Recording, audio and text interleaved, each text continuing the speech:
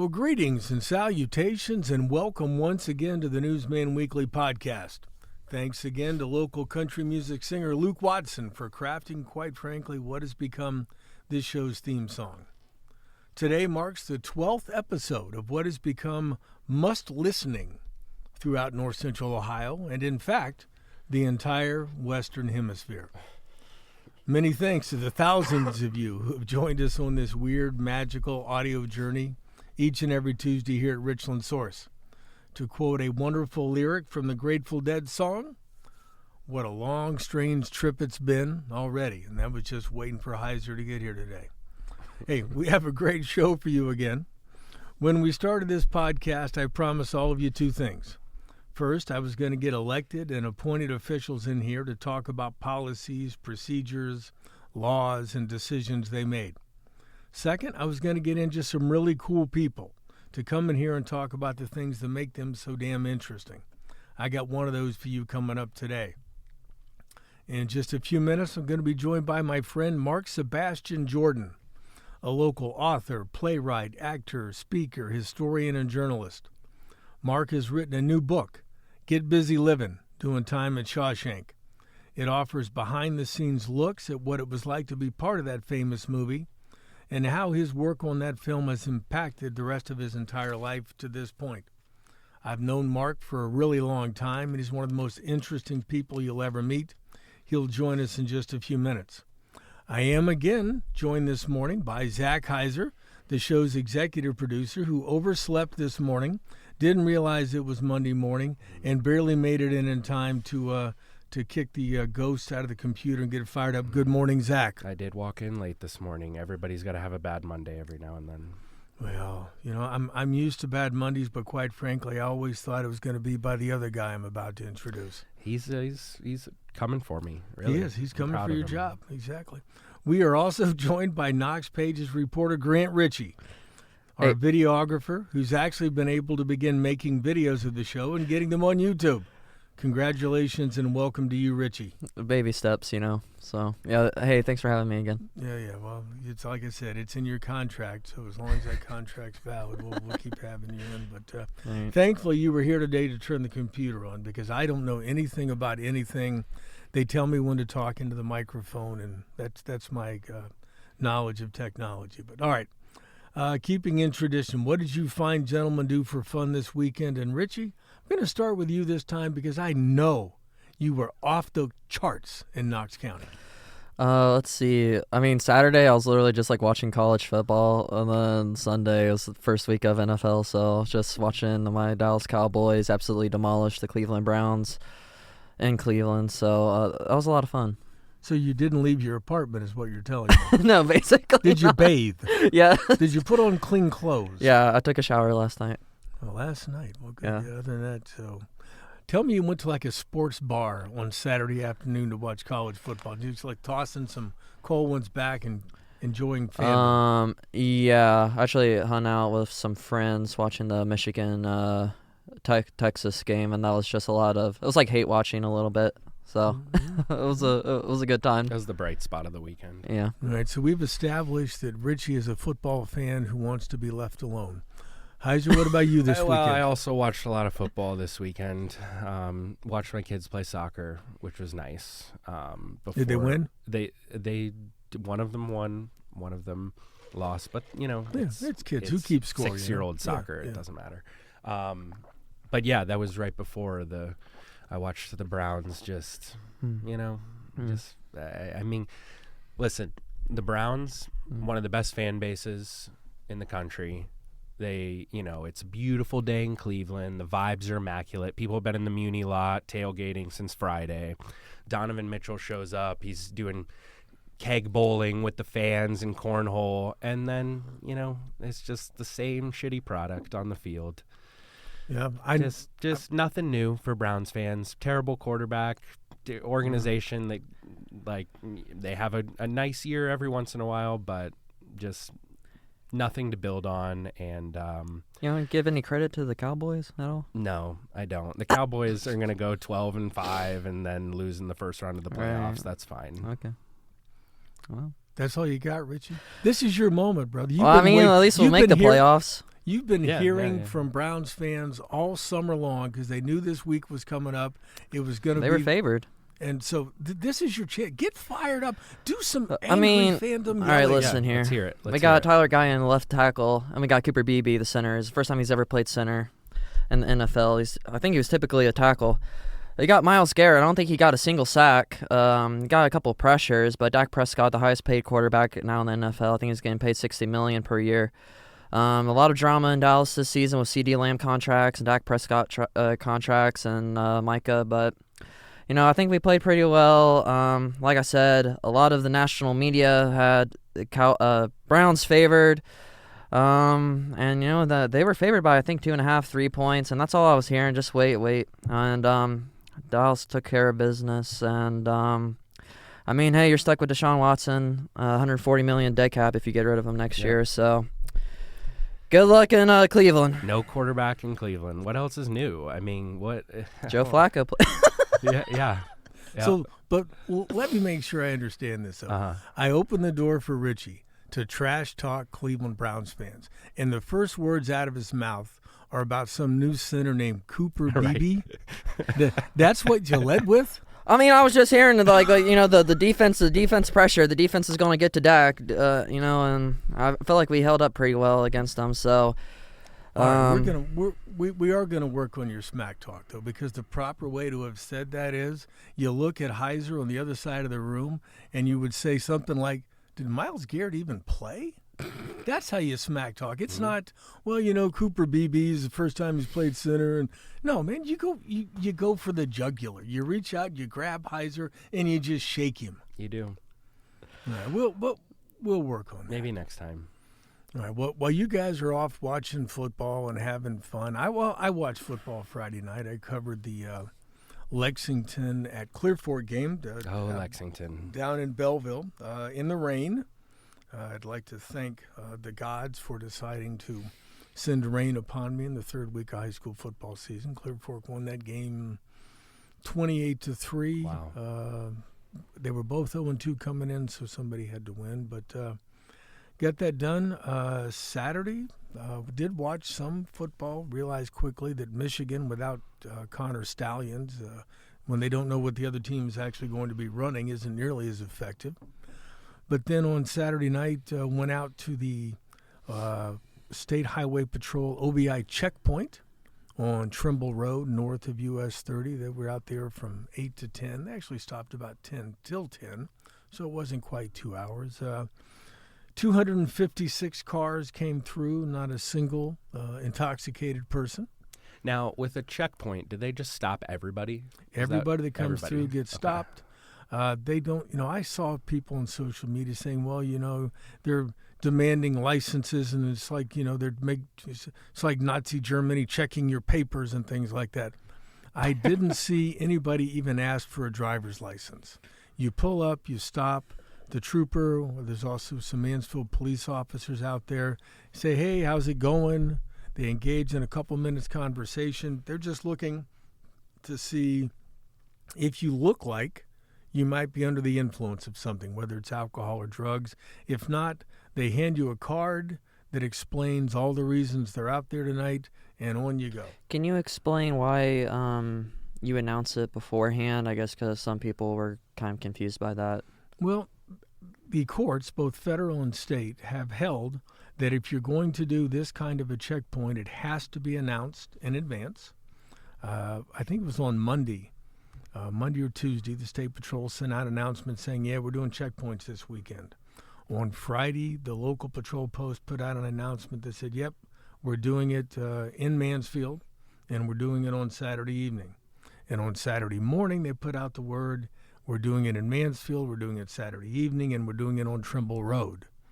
Then I think some people complained that wasn't specific enough. I had people ask me, well, where on Trimble Road? I said, well, the part that's not closed. We're not doing it. We're not doing it down there by the tunnel that they're digging up down on South Trimble. So they did put out another announcement Saturday afternoon that said, yeah, it's going to be north of 30, and it's going to be right here. But yeah, in order to comply with, especially U.S. Supreme Court ruling in 1990, it was a 6-3 decision. I think it was Seitz versus Michigan. I'm not exactly sure. I'm remembering the case correctly. But they said if you announce it in advance and people know it's going to be there, then it's legal. And I got to tell you, there were giant signs. There were giant signs at both ends of this that said sobriety checkpoint, and you could literally turn right or left and not continue through. Then there's another sign that says prepare to stop. I mean, they do everything but, anybody that was drinking or under the influence of drugs who was dumb enough to drive into that checkpoint Saturday night, you're too dumb to be driving even if you're sober. They couldn't have made it any clearer. When you see a giant sign that says sobriety checkpoint ahead and it's lit up and you literally can turn off and go a different way, yeah. So they did have one person that they quote unquote diverted because they weren't sure. They pulled him off to the side. They did some field sobriety tests. He did admit that he'd had a single shot of tequila. Just one. But he was not impaired, so he went on his way. But that's the only one out of even 256 that even got additional questioning. So it was a good night. Now, Hayden Gray, one of our reporters, just walked in the office, and I can see him through the windows, and he just did some sort of dance and pointed to the Steelers logo on his shirt. That's how you talk trash, Richie. Yeah, I'm going to give you maybe one more chance at this, Richie, okay? I just like to lift up my team and just say how well they did rather than, I guess, talk trash about the other team, So sweet. God, what a sweet horrible kid. way to be a fan. Think back to last year when the Packers beat it's horrible. Beat the Cowboys again in Dallas. The fact of the matter is, Hiser, Green Bay has won more playoff games in Dallas' stadium than Dallas has. Yeah, that's true. That's how you smack talk, brother. Yep. That's how you do it. And the Packers looked okay Friday night. Jordan Love, man, I would give anything to have Jordan Love. Well, I would. It'd be so much fun to have Jaden Daniels. I'd take Bryce Young. I would take Deshaun Watson is the worst starting quarterback in the NFL. I mean, is that even debatable anymore? Maybe Bryce Young. Yeah. I'd rather have a young, struggling quarterback that I can have hope for than a washed-up. Anyway. Hey, he's in his prime now. Come on. I just hope the Packers get Jordan Walker back before the season's over because he's going to be out anywhere from 3 to 6 weeks on. I watched that game after I got done covering the game Friday night, and why an NFL football team and why the National Football League Players Association would allow a game to be played on a field with that surface it's mind-boggling to me because that's a soccer field. Yeah. It's designed for guys that weigh 140 pounds and run really fast. And don't have equipment being rammed into the I'm amazed more guys didn't get injured. But We're talking too much sport. This is not a sports show. If you enjoy it, let us know. If not, sorry. Mark Sebastian Jordan is going to be a great guest. Yes, Mark is going to be great. He and I are going to talk an awful lot about his great works in entertainment and writing and plays and all those things. But all right, enough of that fun for now. This is the Newsman Weekly Podcast, so let's talk about a great week of local news. A couple of stories came out of Mansfield City Council this past week, and we'll start with this one. The City of Mansfield has gone to court to seek financial damages against Page Construction of Lucas for what it claims was an improper demolition of the former Mansfield YMCA on Park Avenue West. The city claims the contractor did not do the work right, did not meet the terms of the contract. The city retained a Canton law firm to file and pursue a complaint in Richland County Common Pleas Court against Page Excavating. The complaint was filed in April, although the defendants, including Jeff and Londa Page as individuals, were not successfully served until July 24th by a process server. City had a hard time locating them. A dollar amount is not specified in the complaint, though the city did pay Page Excavating $500,000 for the work that was done back in late 2018, early 2019, and they used a large portion of the city's Pride tax funds for that. The city also contributed another $600,000 in Pride funds earlier this year during a $1 million redo by a different contractor on the site. The land bank owns the land now, and they were trying to have the land developed, but every time somebody would come and look at it, they would say, "Nah, there's something not right." So they started looking underground, and there were large portions of the Y, including like the swimming pool, that weren't actually demolished. They were supposed to haul away everything that they demolished. Looks like they buried a bunch of it. They just tried to cover it up. Yeah, I mean, that's what the lawsuit It's like my alleges. kids cleaning their room. Exactly. Like, just throw it under the bed. Yeah, exactly. Oh, it's clean. Uh-huh. Well, the complaint against the company alleges breach of contract, breach of implied warranties, breach of expressed warranties, fraudulent misrepresentation, negligent misrepresentation, and negligence in resulting damages. It also claims that Jeff and Londa Page did not properly operate as a LLC as defined by state law and are therefore individually liable for damage as well. Because I saw some people say, well, this corporation, this company doesn't exist anymore. Good luck getting money. Well, if they can successfully prove or can operate that the folks didn't really operate this as a company, then they can be personally liable as well. Is this a civil suit or a criminal? Yes, it is a civil suit. That's why I said complaint at the beginning. All right, man. I'm sorry. Yeah, that's all right. And also this, we'll talk about legalities later. We'll go over that with you. Okay. The defendants in this case have been given an extension to file a response to that complaint. That response is due no later than September 18th, according to records I saw on the Common Pleas Court website. I got to tell you, this is a long and involved story. We could do an entire couple weeks podcast on this topic.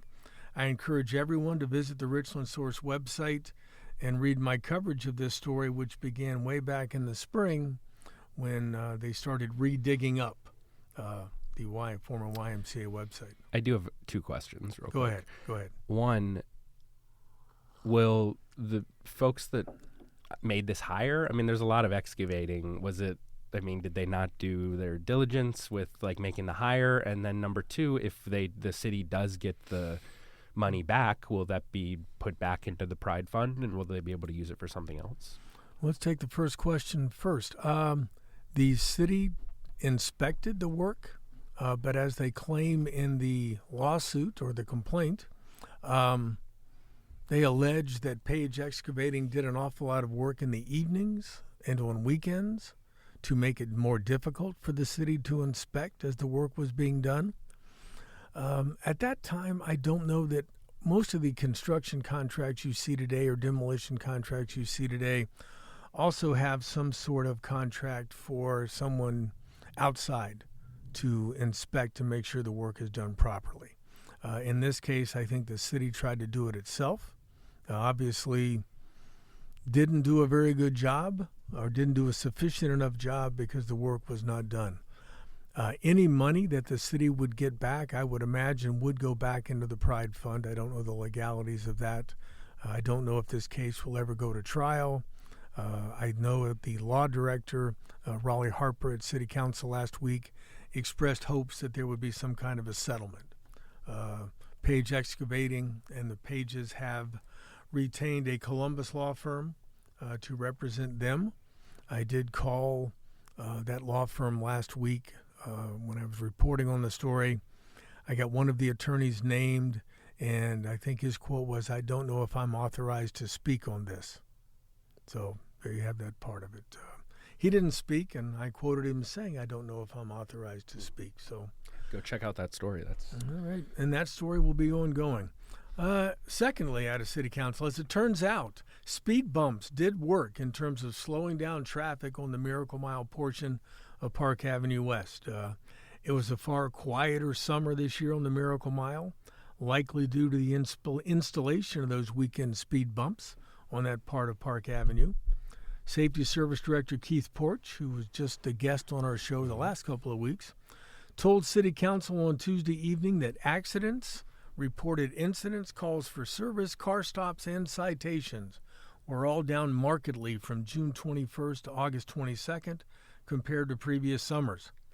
There were only 2 car stops and 8 citations written during those 2-month period in which the speed bumps were installed from late Friday afternoon to Sunday morning each weekend. The speed bumps were scheduled to be placed on that stretch of road for a final time this past weekend, but Port said Tuesday night they would not be used.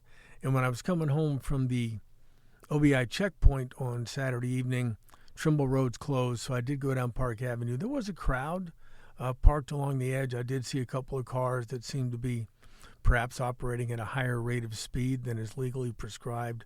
I didn't see any motorcycles, and I didn't see, I mean, this was early. This was a little after 10 o'clock, so maybe it changed. But those traffic devices, coupled with an anti-cruising ordinance that City Council approved in May, were part of an effort to reduce lawlessness on the mile that law enforcement officials said had become a problem in terms of speeding motorcycles, drag racing, and out-of-town visitors.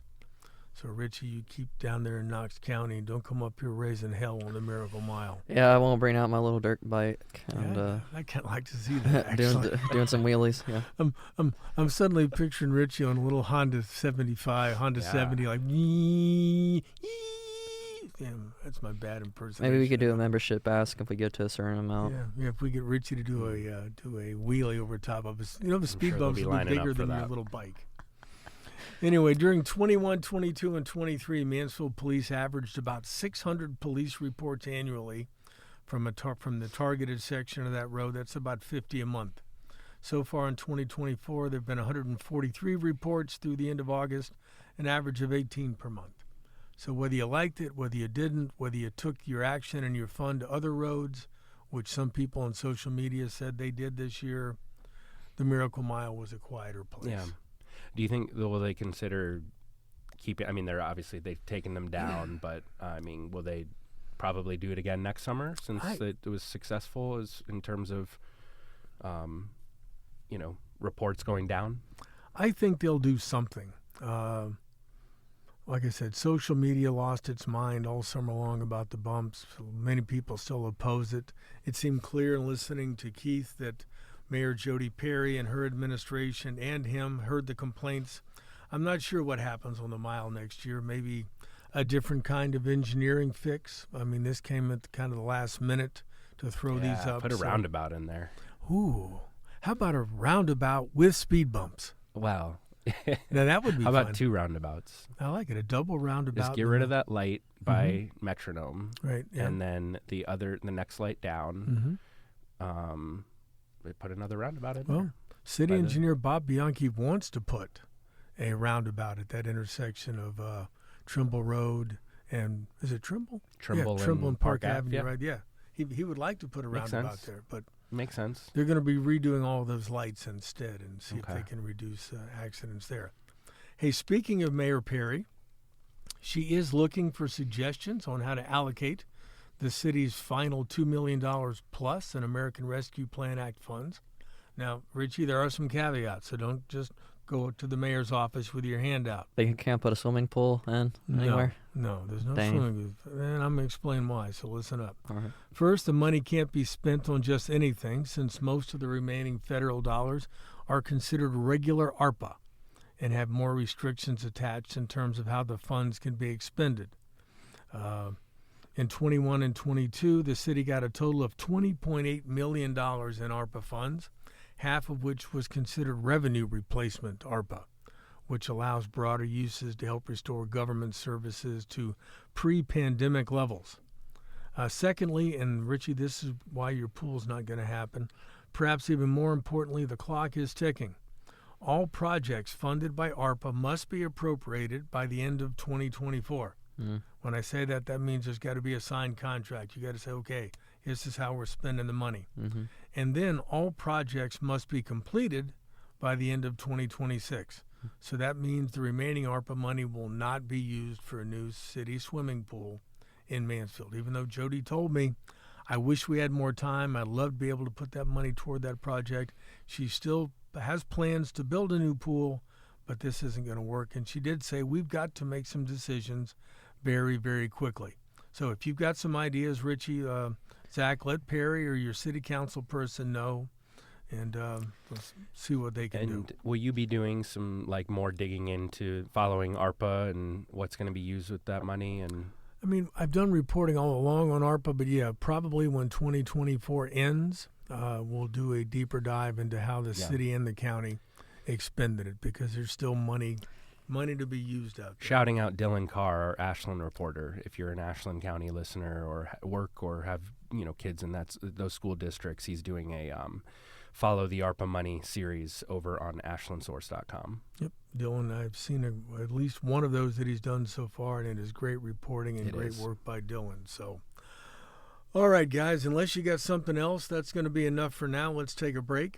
And, folks, when we come back, we'll be joined by Mark Sebastian Jordan for a conversation on his latest literary efforts, and this one stems from his work as an actor and as an extra on the movie Shawshank Redemption, made back in 1993, right here in Mansfield. It's going to be a great conversation. Stay with us. And welcome back to the Newsman Weekly podcast. We are joined now by author, playwright, actor, speaker, entertainer, and a lot of other stuff, Mark Sebastian Jordan. Good morning, Mark. Thank you for joining us. Oh, thank you for having me.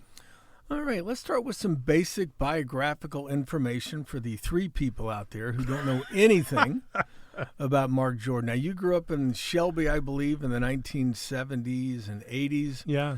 Where and when did your desire to investigate, write, perform, and create begin? Where does that all come from? Well, that's an interesting question because different parts of it came from different areas.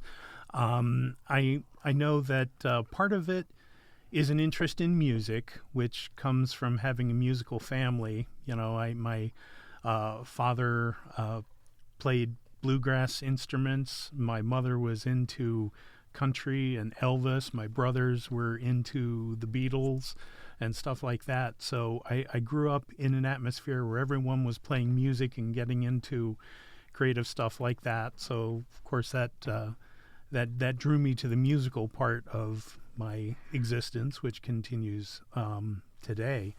But, you know, at one point, I discovered classical music along the way when I was in something like the 5th grade in elementary school and loved it.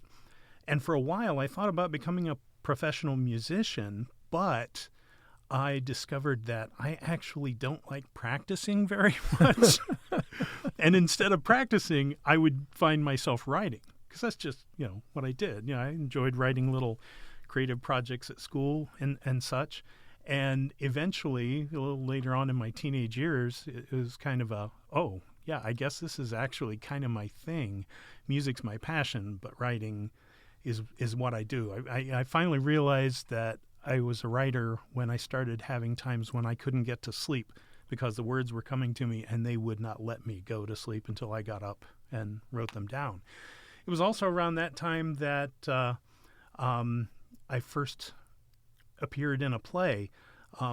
Jim Hunter from Shelby High School, he was one of my English teachers, but he was also the drama coach at the high school.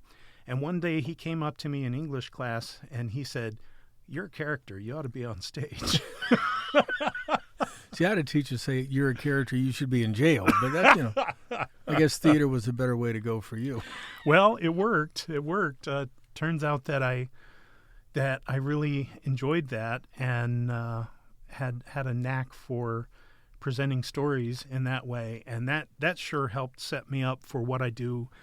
I still do some theater when I can. I love it. I wish I had more time, more opportunities to do it. But it did set me up for doing lots of storytelling, which I have done. And since I started writing history, then I've started telling a lot of historical stories. Let's test your memory real quick. What was the name of the first play in which you performed? Story Theater. Story Theater. By Paul Sills. It was a collection written in the 1960s, I believe, or maybe it was early 70s, that did kind of a sort of hippie take on some traditional old fairy tales. Okay. And so that was actually, I played several small roles in that play, and discovered that it was a lot of fun. All right. Now, you've been active as an artist for, I think, like 35 years in a whole wide variety of genres. You've Longer than books. that. You've written books. You've written plays. You've been on stage. You're a historian, a journalist, music critic. Which of those roles do you find most personally entertaining / fulfilling? And which one provides like the biggest challenge? The one that you say, you know, I'd like to do this, but that work is really hard. Well, obviously, I want to do it all because I keep trying to do it. I wear lots of different hats, and I've kept it going. The usual thinking. They always tell you, oh, you have to decide and concentrate and do one thing, and I never have. I've just kept plugging away at all different kinds of things, and the challenges vary wildly with each of the things. For personal expression, I suppose would be writing poetry, which I write and publish and perform my own works. So those tend to be very, very personal things. Some of the most challenging, well, a lot of my music criticism is very challenging because I review concerts of classical music performances throughout Northeast Ohio. And, well, I also do pre-concert talks for the Mansfield Symphony and write program notes for them. I've also written program notes for the Cleveland Orchestra. So I've got a lot of challenges with that stuff because the world of classical music is a huge body of repertory. And I'm constantly trying to keep ahead of the game, learning pieces before I go to review them. And sometimes if it's a new piece, it's great to just know nothing about it, walk in there, hear it, and just give my first impression. But I try to be informed about the stuff I write about so that I can help others who are interested in it learn a little bit. Now, in terms of symphony music and symphonies, I grew up in a family that wasn't very musical. My dad was not a fan of any music that had lyrics. Mm-hmm. My mother, much sounds like your mother, was into Elvis. Yeah. She was from Tennessee, so that explained Nice. a lot.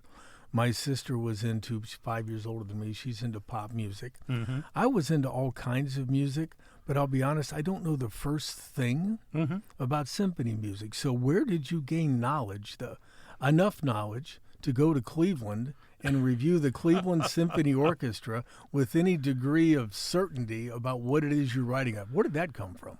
Well, it takes two things. One is a voracious appetite for self-learning, which I accomplished largely through thrift stores because I could find books about music and lots of records of classical music. So I would just devour this stuff because I always wanted to learn more, just soak it up like a sponge. And then I had the writing ability that I could then reassemble and regurgitate it back out. But I didn't go to college to study music. I was an English major in college, so I was concentrating on the writing. But a great deal of interest just made me voracious to learn more and more in every way I could. Back when I was growing up in the 70s and 80s, you'd have things like great performances on PBS, on TV, where they'd show concerts conducted by Leonard Bernstein, and he would give little talks before the concerts. And he was one of the great educators in the history of classical music. He could explain it, make it accessible so that it just wasn't some obscure, confusing thing. You can actually listen to it and go, oh, well, I see why the composer did that. So I soaked up as much of that as I could. And then once I had all of that, I just had the sheer nerve to attempt to write about it. I started getting published on internet websites, and that led to more websites, doing more reviews, and it just kind of snowballed from there. Now, as we said before, as I said before, you've been active local theater scene for a long time. A lot of the playwriting that you've done, I believe, has been based on history. Mm-hmm. Louis Bromfield, Celie Rose, Phoebe Wise. You write a weekly history column for Knox Pages, in fact, or one of our sister publications. Where did this interest in history come from? Mrs. Catherwood. Anyone who went to school in Shelby in the 70s and 80s and went through Shelby Junior High School will remember Mrs. Catherwood. She was the Ohio history teacher. And she was a formidable and daunting teacher. She was she had very high standards. We're there as seventh graders, but She made us look over our papers we wrote. You know, you had to look at it with a hawk's eye and catch every little detail, because she would catch it and she would mark it off. So you had to have punctuation, spelling, had to be well phrased. You know, so that was a good challenge for me in terms of developing as a writer. And at first, I chafed because she was so strict, very strict, and, you know, wouldn't take any crap from anyone.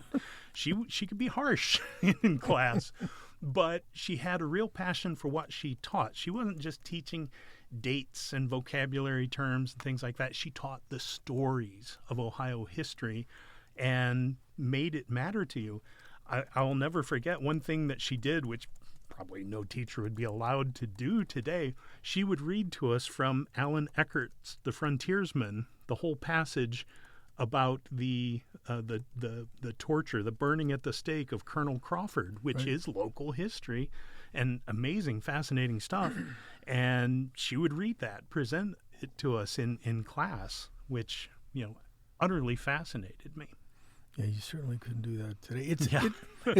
It's amazing how teachers like that stick out in our mind. I remember, and I will always remember, a 5th grade teacher in Albany, Georgia, at Turner Elementary School. Her name was Mrs. Bowen, and part of why I remember her is she has a better mustache than I do.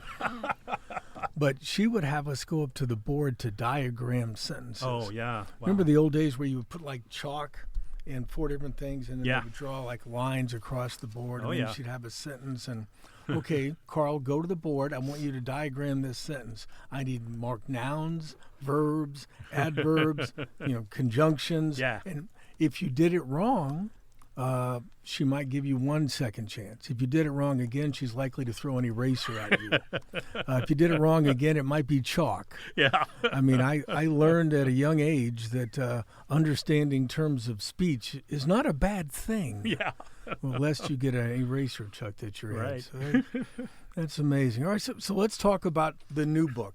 I know you've written other books, but now you participated in the making of the movie Shawshank Redemption. Yes. Way back in 1993. How did you become involved in the film, and what happened during that effort that made such an impact on you that it became ideas for a book 3 decades later? Well, it's just the most amazing thing. I mean, first of all, who would have thought the one time in my life that I'm in a Hollywood movie, even just, you know, in the background, that it would end up being a classic. You know, it's called the world's favorite movie for good reason. And how I got into it was pretty much a fluke. I had dropped out of college because, you know, with my wide range of interests, I kind of resented being shoehorned into a major with a narrow focus. And I eventually got bored with my classes, and I dropped out. I thought, you know, I was like 3 years into it and thinking, I'm a year away from getting a degree, and I don't have the slightest idea who I am or what I want to do with my life. So I want to stop. I want to put a little pause on it until I have a better idea who I am and what's going on. And still working on that now very many years later. But I started doing odd jobs at the time, and, you know, trying to find myself, as they say. And I didn't make much progress at first, and, you know, kind of slipped into a sort of malaise, you know, kind of depression. And I was working at the radio station in Shelby, WSWR, and while I was working there, the afternoon DJ, Big Scott Roller was his name, and one day he announced from a news release that he had received in that a Hollywood movie was coming to Mansfield, and they were going to be filming some big prison yard scenes one day, and they needed as many guys as they could get for that scene, you know, as long as they could pass for the 1940s, which is when that scene was set. So, like, you know, no mohawk or something like that. But as long as they could make you look reasonable, they needed a good number of guys. And so 3 of us, Scott, the station engineer, Steve McQuown, and myself, we all said, you know, okay, yeah, we should do that. We should go be in this movie. Well, as it turns out, Steve chickened out. There's no way he wanted to actually be seen in something. And then Big Sky had a scheduling conflict, so it left just me. And I thought, well, what the heck? Why not? I mean, when am I going to get a chance like this again? At that point, I was actually coming to the end of my job at the radio station. I was going to start working for a company that my uncle had started. And I had just a little break there between the two where I could do this day on the movie. And so I figured, okay, well, I'll go ahead and go to the cattle call, which I did. And they said, well, you know, you're going to have to trim your hair and shave your beard if you want to do this, because kind of my signature look has always been longish hair and a beard. And they said, you know, well, you have to shave and trim. And I said, that's fine, I'll do it. And so they said, great, you're in. So I went and got the required haircut and shaved. Looked like a giant mutant 12-year-old after that, but decided, okay, well, you know, what the heck, I'll do it. Now, of course, the funny thing is, since that's so different from my usual look, I'm in this movie and nobody notices it's me unless I, you know, like, show them a picture and point it out, and they look at it a long time. Then they look at me and they're like, well, I guess that is you, isn't it? But I was preparing then to go in and do this one-day thing, and this was the big prison yard scenes. The scenes where they needed lots of guys out in the prison yard was what they were going to be filming that day. The helicopter shot that is near the beginning, you know, when Andy first goes to Shawshank. Right. And like the day before that, my uncle calls me up, and he says, I've had a bit of a hiccup. I'm not going to be able to start you at my new business for a month yet. So I'm like, okay, well, I'll just roll with that. But the thought, occurred to me, gosh, what am I going to do for the next month? Well, I went and did the first day of filming there. And then I found out along the way they were still accepting a few more people to be in there for longer stretches. So I went and talked to one of the guys coordinating us. I think it was Adam Moyer that I talked with, and he gave me a phone number and said, call this guy.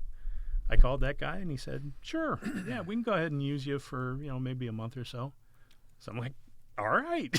Cool. So I talked my way into Shawshank for an extended period instead of just, being in the more general background. So my part in the film is restricted to the 1940s section. There were some extras who, stayed longer than that. But I was just throughout the 1940s period.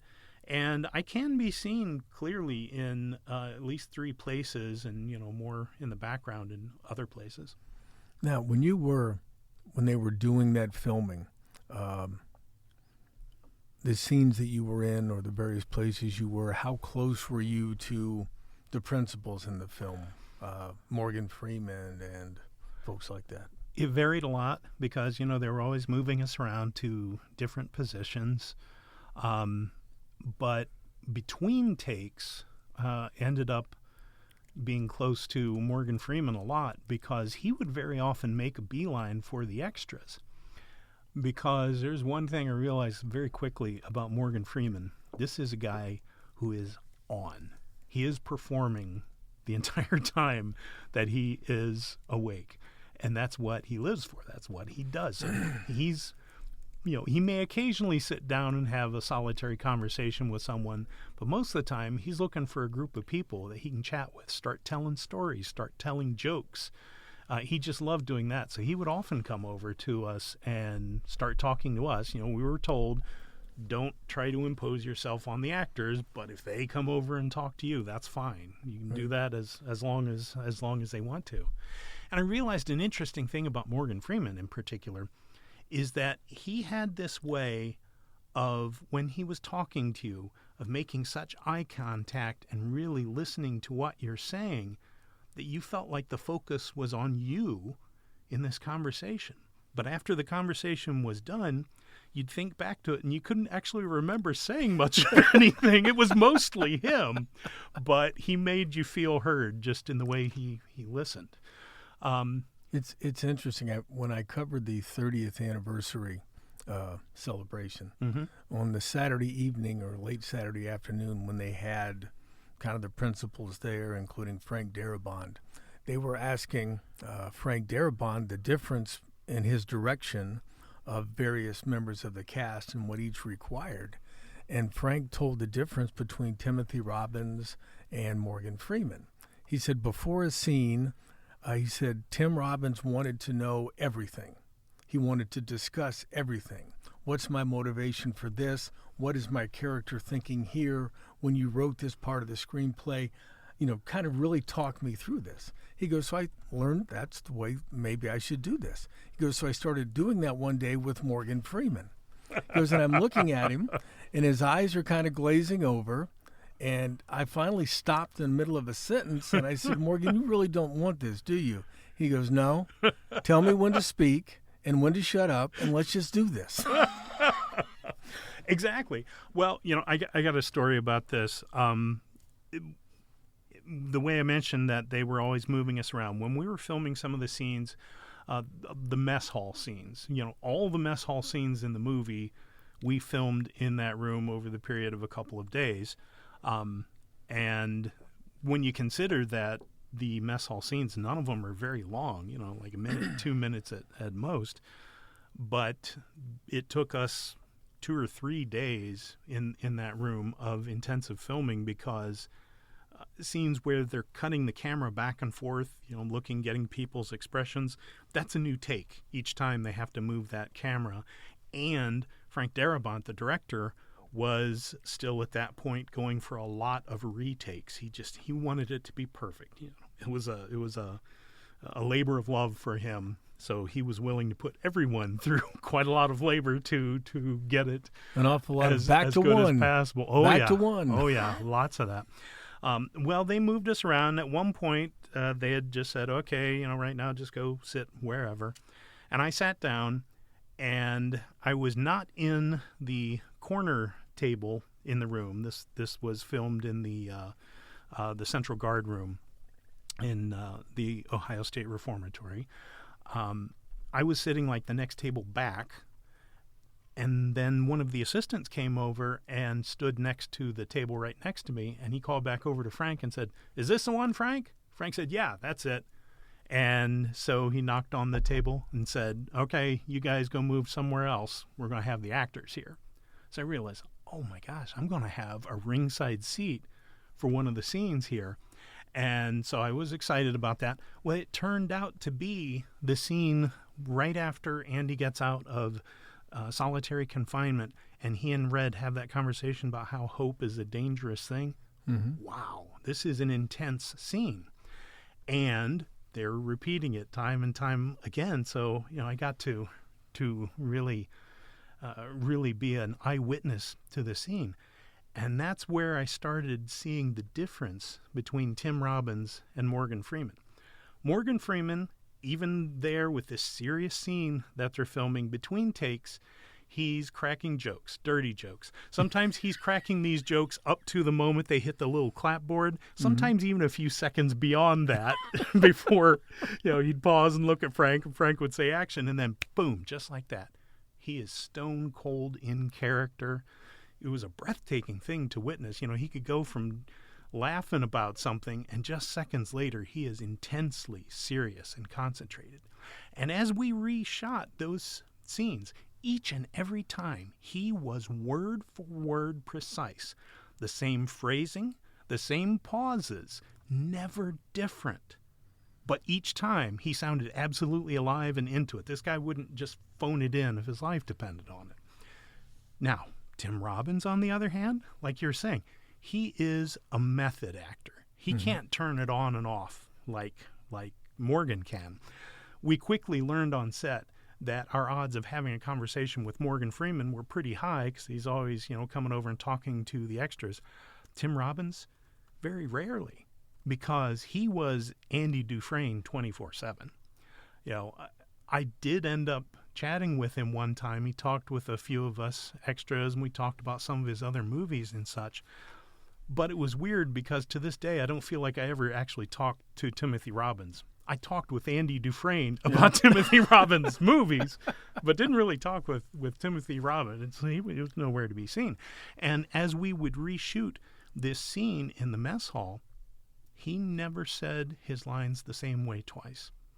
Different phrasing, different pauses, different words. It was constantly different every time. Well, at one point, Frank stops, the director, Frank Darabont, who also wrote the screenplay, adapting the Stephen King story. He stopped and he walked over to the table right in front of Tim Robbins, and he's got this big smile on his face. Frank Darabont would never scream and yell at anyone, never. Very, very soft-spoken, gentlemanly sort of director.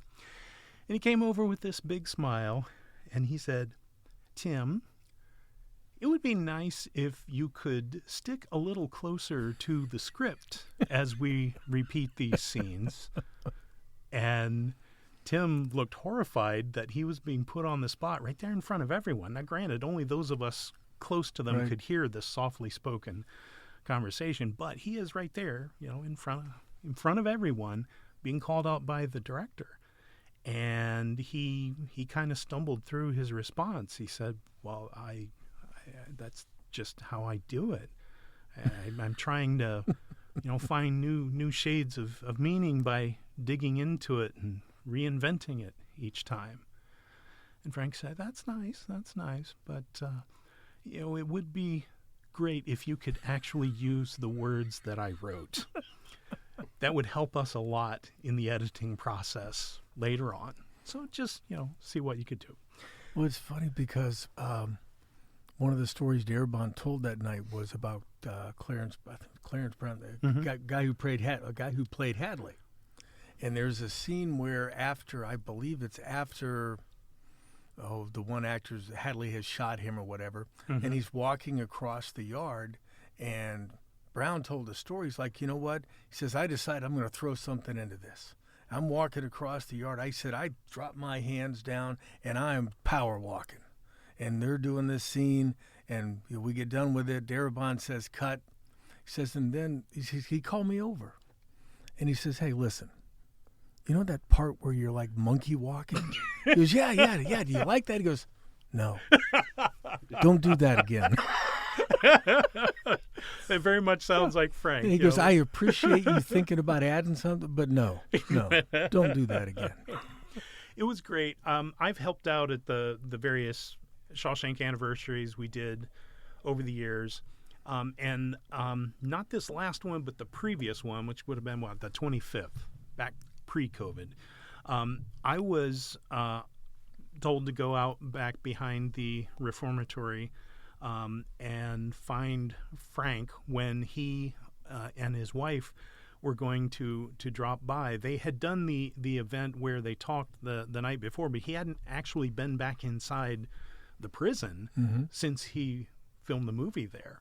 And he wanted to come back and take a quick walk through the place before he, headed off to the airport. So I was set out there to flag him down and direct him in. And so we were all going in as a group to the prison when he looked at the door we were going in through. And someone probably chose that door for this exact reason, but it's the door that the new fish walk into. And if you remember that scene, the way he had Roger Deakins film it so brilliantly was you see the guys walking into this dark door, and then the camera follows in. It's like you're seeing what they see. Right. And then the camera tilts up as you're going through the doorway, looking at this huge prison above you. And it kind of feels like you're being swallowed by the building. When we're walking up there to walk in there, and Frank suddenly stops and looks up and sees that, and he said, "This is it. This is that shot." Turns out that was actually one of the most difficult shots in the movie to do. They had to do a ton of takes to actually get that to look right. Yeah. All right, but now your experiences impacted you, obviously, because 30 years later, you write a book. Yeah. About that. Where did that come from? Well, I've told these stories because, the whole writer storyteller thing, I absorb things, I remember it, and then I have a knack for telling the story later on. So I had lots of stories about my experience in Shawshank, and I remembered a lot of things. It's funny, sometimes I'll talk with other people who are extras, and they'll say, how do you remember all of that stuff?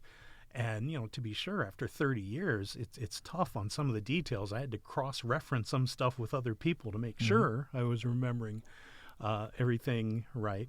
But, I have a knack for it, and that's what I do. So I have told these stories a number of times at some of the Shawshank events. I have been the coordinator for a panel of background actors sharing our stories, which was great fun, and we did that again for the 30th. And so I wanted to get my stories down, document it, so I could share them in the future. But since I was putting it in book form, I thought, well, the key thing in presenting these stories is to somehow frame it. And to me, the obvious frame that occurred to me was my own experience with the movie and how that impacted me. Because, like I said, I was in kind of a malaise when I went into this project, and I still wasn't even committed at that point to being a writer. It was just, okay, that's something I do, but am I going to really dedicate myself to that? And so I had a lot of uncertainty about where I was at going into this movie. And if there's one thing that everyone who was involved in making this movie can tell you, is movie making is a lot of hurry up and wait. Mm-hmm. You will be filming some scenes, yes, but there's going to be a lot of downtime when they're setting up equipment, when they're waiting for the light to be just right, or they're working on another scene somewhere else. And they would have us actors out there, we might have to be out there at 4 or 5 in the morning, and they would hold us the whole day, and the light wasn't right or conditions wasn't right, and they might hold us till 8 o'clock at night and finally decide, well, nothing was right. Come back again tomorrow. Yeah. So you had a lot of downtime, and you're probably not making $10,000 a day. No, not at all. We were the cheap ones, so they could afford to have us sit around and wait, and so that gave me a lot of time to think and a lot of time to read, and that's how I gradually started to realize, if I'm going to do anything with writing, I have to commit to it and just keep doing it no matter what. So in a way, I came out of that movie. I kind of did my own Shawshank maneuver and tunneled out of the malaise that I was in, and at least finally felt like I had a purpose, a direction after that. Hence the name Get Busy Living. Yeah. Yeah. All right. Now, we've got a new segment that I'm going to debut this week. Okay. With you as our guest, and I thought if anybody can do this, it's going to be Mark. It's called On the Record. Mm-hmm. Okay. I'm going to ask some rapid-fire, short answer questions. Okay. Now, you only get 5 seconds. Utterly terrifying. Utterly terrifying. And that's the way I want guests to be when they come on here. Utterly terrified. It adds a whole new meaning to the segment. But sure. You do get 5 seconds to give me an answer to the question. And I've got some high technology here. So if you exceed 5 seconds, you're going to hear and then you'll know that that's taken too long. Now, these are all your opinion. All right. There's nothing here that you've got to wonder about historically referenced what the right answer is. So there's no wrong answer unless you take too long to answer. Yeah, then I get buzzed. And then you'll get buzzed. Now, there's maybe 9 or 10 of these, and I don't think you'll find any of them really challenging. Okay. But are you ready? No. Okay, let's try again. Are you ready? Let's just go ahead and go. All right, here we go. Favorite book? Favorite book is probably Demian by Hermann Hesse. All right. Favorite movie? The Shawshank Redemption. Favorite symphony? Ooh, Mahler's Ninth. All right. Favorite actor? Ooh, that's so tough. Tick. Shoot. Tick. Probably Morgan Freeman. All right. Favorite play? Favorite play? Noises Off, the farce. Yes. Favorite era in history? That era when the King Arthur legends emerged, right on that blurry border between history and legend. Gotcha. Most overrated composer? Most overrated composer? Yes. Forgive me for saying this, but it's actually Mozart. Hey. He was a genius, but there's kind of an attitude out there like everything he wrote is gold-plated or something. Mm-hmm. No, he phoned it in a lot too. There's some really boring Mozart out there, and I just think we should recognize that. Gotcha. All right. The person in history you would most like to meet? The person in history I would most like to meet. Now, you realize by repeating the question doesn't start the clock again. I'm just trying to let you know. Can I choose someone who is questionable in their historicity? You can. This is your life, Mark Sebastian Jordan. Choose whoever you'd like. Who I would like is a figure named Myrddin Wyllt, who was the figure that the Merlin legends kind of built up around. There is some documentation from around 500 AD in Britain, the late 500s, that this guy apparently did exist, and some of the legends that build up around him are at least related to his actual life. I swear I just saw a story over the weekend or this morning. They found what they believe might be Merlin's gravesite, or whoever this gentleman was. Yes, that's the actual Okay. that's the All actual guy. Legends say he was buried in one field. Well, they did a modern ground penetrating radar thing, and they found out there is something there. All right, last one. You ready? Yep. Worst killer, Lizzie Borden or Celia Rose? And this stuff, you and I have had this conversation Yes. before. Well, what do you mean by worst? Well, I mean, More deadly? Well, I mean, I've always maintained this. Lizzie Borden had a better PR agent. Right. Celia Rose had a higher body count. She did. She had a higher body count and more attempted You mean best murders. killer? Yeah. Yeah. No, I don't know. Whoever wrote this question, it says worst. So Yeah. I'll leave it to your interpretation. Well, if worst is interpreted as being not as accomplished at what they were trying to do, then it's Lizzie Borden, because, she wasn't as good at it as Celia Rose. Yeah. But she did it all in one night. I will give her that. True. I mean, Celia True. took. Yeah. All right. Yeah. All right. Nice job. You didn't really get at any particular point. you. And I appreciated your efforts to repeat the question and try to buy yourself Stall for a little bit of time. some extra time along the way. All right. Before we get into the future, best place to get obtain a copy of your new book and book signings you've got scheduled. Talk about that a little bit. Well, the book is already available in the gift shop at Malabar Farm State Park. It'll be available soon at Paragraphs Bookstore in Mount Vernon, and I've got inquiries out to some other bookstores. Hint, hint, get back to me. And then I will have a booth at Heritage Days at Malabar Farm at the end of September, where I will be selling books and signing copies. I will have the new one. I'll have my previous two books about Celia Rose and Phoebe Wise as well. Those continue to be good sellers. Actually, I had a chat recently with Glenn Welch, the buyer for the Book Loft down in German Village in Columbus. And he said, yeah, those books sell steadily all the time. Yeah. So it's like, great. But yeah, Heritage Days will be a big event where I will be doing that. And then I will be doing a talk in October, I believe, at the Ashland Library. I will be doing a talk at the museum in Loudonville, but that's not for a few months yet.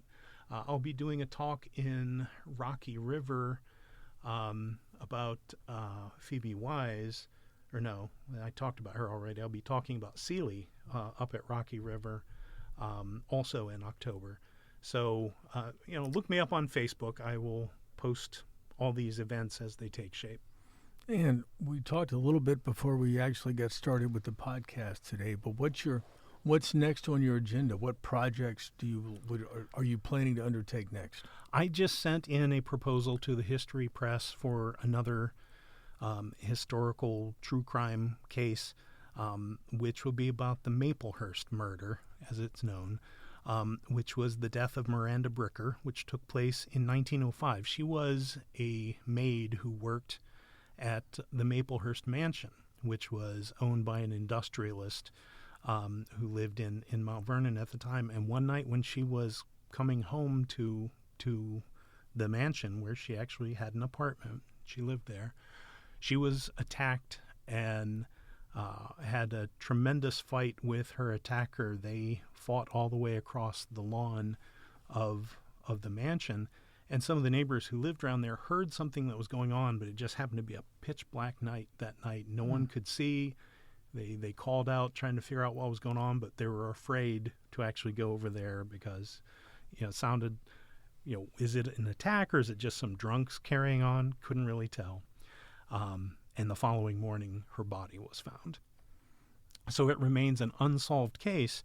And the interesting thing that I'm going to do is I'm going to tentatively name a suspect in that murder. There you go. And see, and we talked about this, the nice thing about writing history is you can't libel the dead. Right. So once you name the suspect, it's not like he can sue you or she Right. can sue you. I don't want to give it away. It could have been anyone. So, Yeah. Well, Mark, thank you very much for coming in today. You are welcome. Enjoyed the conversation. And folks, we're going to leave it at that for today. I'll be back in a second to put a bow on this week's podcast. And until then, please remember what Mark Twain said. If you tell the truth, you don't have to remember anything.